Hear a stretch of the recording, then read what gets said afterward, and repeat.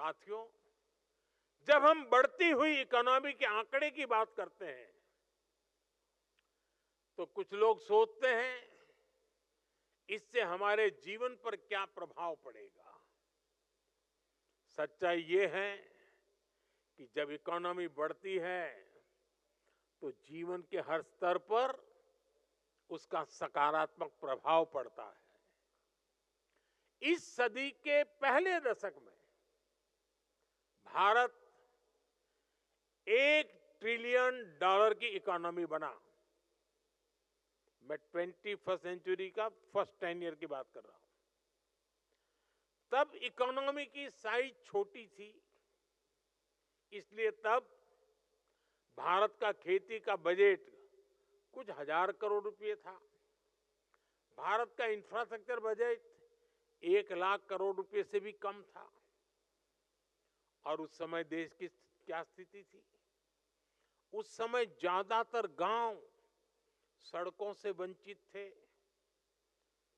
बिजली से वंचित थे, नेशनल हाईवे और रेलवे की स्थिति बहुत खराब थी।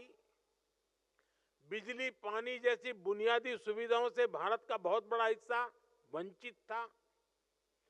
साथियों, इसके कुछ समय बाद भारत $2 ट्रिलियन की इकोनॉमी बना। तब भारत का इंफ्रास्ट्रक्चर बजट 2 लाख करोड़ रुपए से भी कम था। लेकिन रोड, रेल, एयरपोर्ट, नहरें, गरीबों के घर, स्कूल, अस्पताल, ये सब पहले के मुकाबले कुछ ज्यादा होने लगे। फिर इसके बाद भारत तेजी से $3 ट्रिलियन का इकोनॉमी बना। नतीजा ये हुआ कि एयरपोर्ट की संख्या 2 गुनी हो गई। देश में वंदे भारत जैसे आधुनिक ट्रेनें चलने लगी। बुलेट ट्रेन का सपना जमीन पर उतरने लगा। भारत ने दुनिया में सबसे तेज गति से 5G का रोल आउट किया। देश की हजारों ग्राम पंचायतों तक ब्रॉडबैंड इंटरनेट पहुंचने लगा। 3 लाख से अधिक गांवों तक सड़कें पहुंच गई। नौजवानों को 23 लाख करोड़ रुपए का बिना गारंटी वाला मुद्रा लोन दिया। मुफ्त इलाज देने की दुनिया की सबसे बड़ी योजना आयुष्मान भारत शुरू की गई। किसानों के बैंक खाते में हर वर्ष हजारों करोड़ रुपए सीधे जमा करने की योजना शुरू हुई। गरीबों के लिए 4 करोड़ पक्के घर बनाए गए। यानी अर्थव्यवस्था जितनी बड़ी होती गई उतना ही ज्यादा विकास के कार्यों ने गति पकड़ी, उतने ही ज्यादा अवसर बनने लगे। हर सेक्टर में समाज के हर वर्ग उसके लिए खर्च करने की देश की क्षमता उतनी ही बढ़ी। साथियों, आज भारत करीब करीब $4 ट्रिलियन इकोनॉमी है। इससे भारत का सामर्थ्य भी कई गुना बढ़ गया है।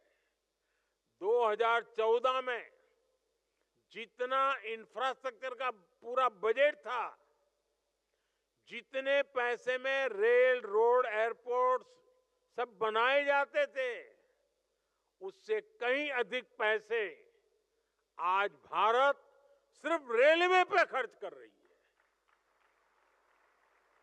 आज भारत का इंफ्रास्ट्रक्चर बजट 10 साल पहले की तुलना में करीब 6 गुना अधिक है। 11 लाख करोड़ से ज्यादा है।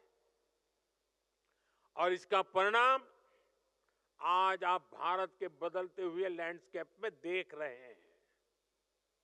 ये भारत मंडपम भी इसका एक खूबसूरत उदाहरण है।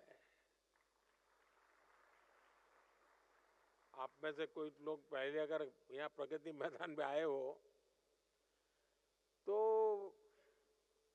मेले लगते थे बीच में, और देश भर के लोग यहाँ आते थे। टेंट बना करके काम चलता था। आज ये सब संभव हुआ।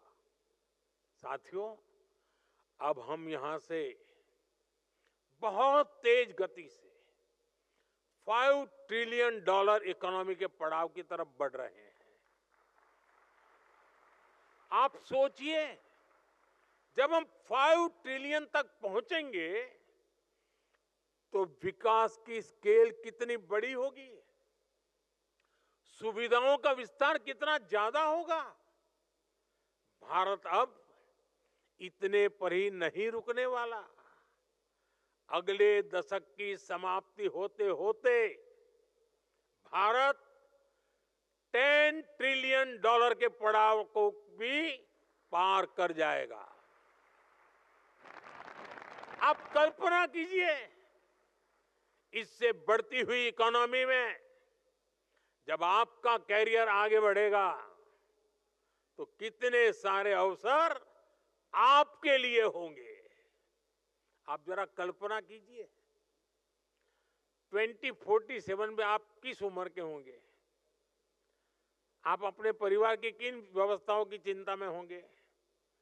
आप कल्पना कीजिए 2047 में जब आप 40-50 के आसपास होंगे, जीवन के एक महत्वपूर्ण पड़ाव पर होंगे और देश विकसित हुआ होगा, तो उसके सबसे ज्यादा फायदा किसको मिलेगा?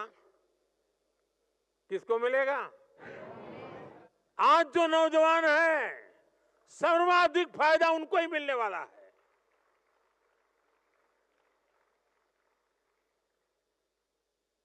और इसलिए मैं आज आपको पूरे विश्वास से कह रहा हूं, आपकी पीढ़ी न सिर्फ देश के इतिहास का सबसे बड़ा परिवर्तन करेगी, बल्कि उस परिवर्तन की सबसे बड़ी लाभार्थी भी होगी।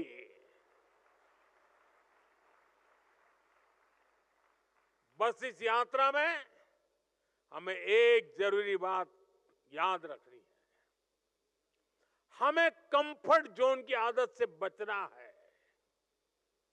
यह स्थिति बड़ी खतरनाक होती है। आगे बढ़ने के लिए कंफर्ट जोन से बाहर आकर रिस्क उठाना जरूरी है। इस यंग लीडर्स डायलॉग में भी युवा अपने कंफर्ट जोन से बाहर निकले, तभी यहां पर भी पहुंचे। यही जीवन मंत्र आपको सफलता की नई ऊंचाई पर ले जाएगा।